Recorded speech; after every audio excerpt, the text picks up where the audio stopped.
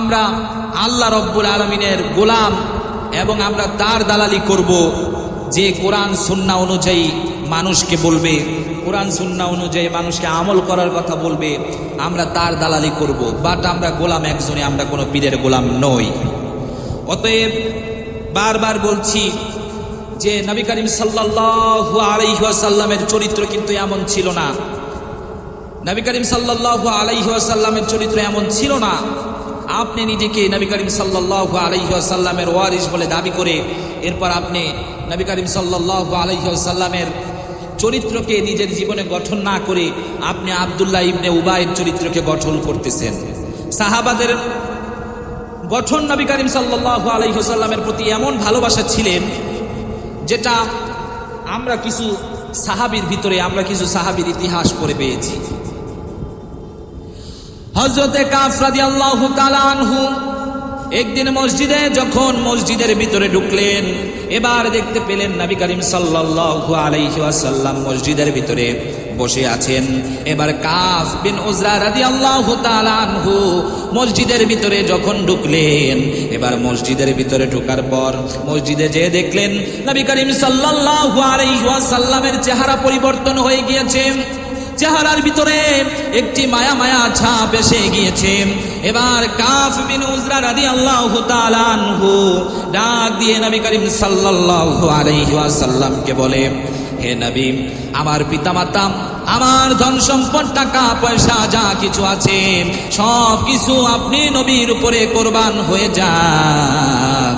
এই কথাটা যখন বললেন, এবার নবী করিম সাল্লাল্লাহু আলাইহি ওয়াসাল্লাম জিজ্ঞেস করলেন, ও কাফ, তুমি কেন এই কথাটা বললা?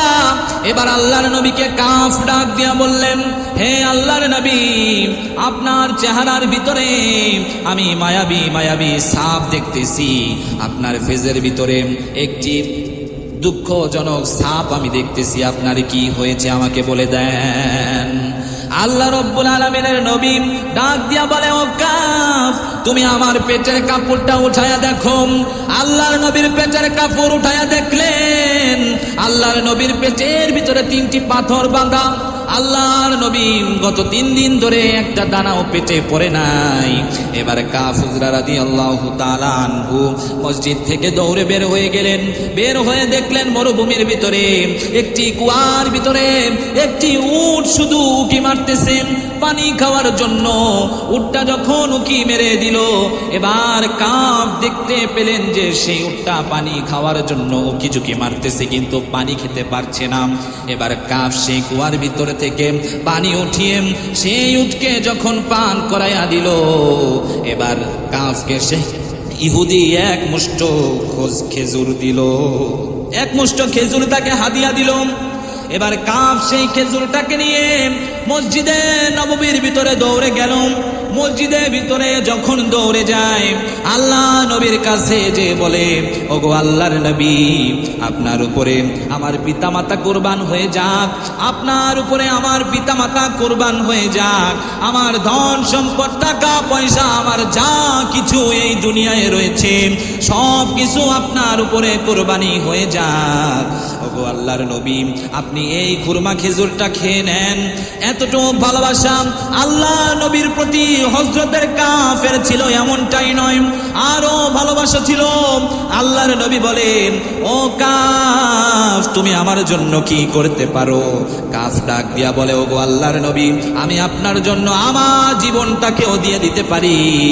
আল্লাহ রব্বুল আলামিনের নবী ডাক দিয়া বলে, কাফ, তোমাকে জীবন দিতে হবে না। তুমি কি জানো নাকি, আমি নবীকে যদি ভালোবাসো তাহলে তোমার উপরে তলোয়ার আসবে।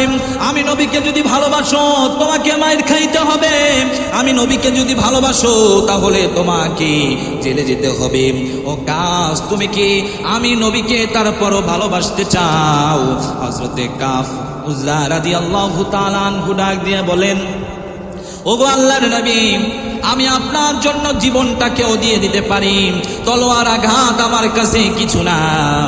আমার কাছে পাথরের আঘাত কিছু না, আমার কাছে জেলে যাওয়া কিছু না, আমার কাছে মৃত্যুবরণ করা কিছু না।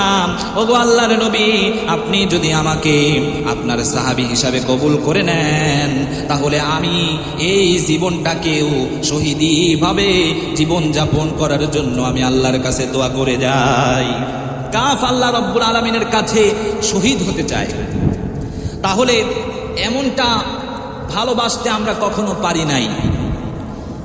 আমরা নিজের চরিত্রকে বানিয়েছি আব্দুল্লাহ ইবনে উবাইর চরিত্রের মতো।